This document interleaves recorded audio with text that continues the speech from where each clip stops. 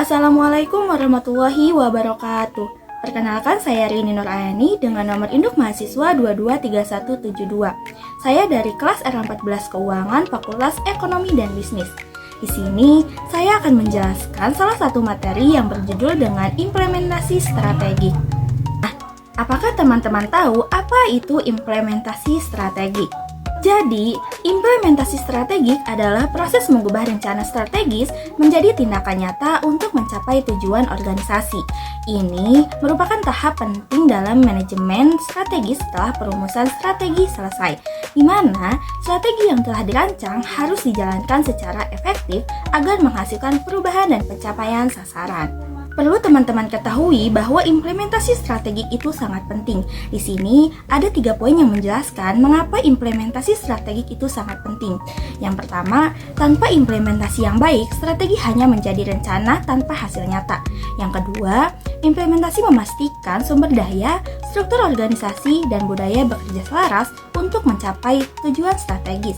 Dan yang terakhir atau yang ketiga, itu merupakan kunci keberhasilan manajemen strategi secara keseluruhan. Selanjutnya di sini ada langkah-langkah kunci implementasi strategi. Di sini ada 6 poin. Yang pertama, menentukan tujuan yang jelas, yang artinya tujuan harus spesifik, terukur, dan dapat dicapai agar seluruh organisasi memiliki fokus yang sama. Yang kedua, melakukan riset yang tepat, memahami kondisi internal dan eksternal untuk mengantisipasi risiko dan peluang. Yang ketiga, memetakan risiko, yaitu identifikasi potensi hambatan dan siapkan strategi mitigasi.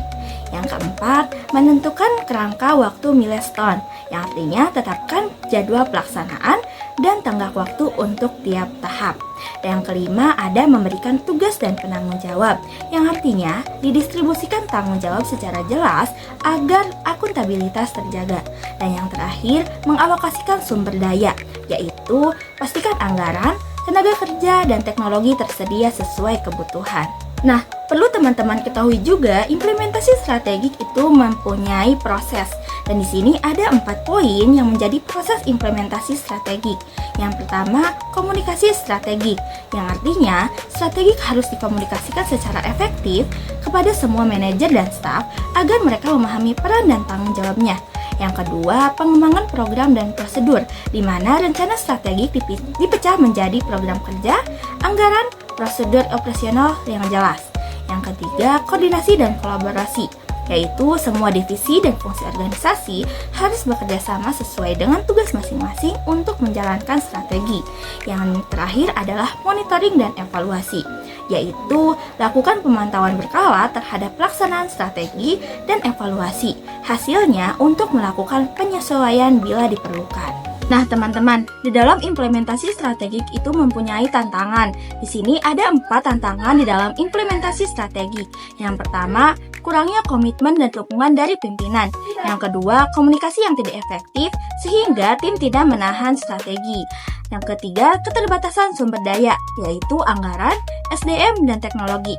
Yang keempat, resistensi terhadap perubahan dari dalam organisasi. Nah, selanjutnya di sini ada tips sukses implementasi strategik, di mana tips sukses itu ada 5 poin.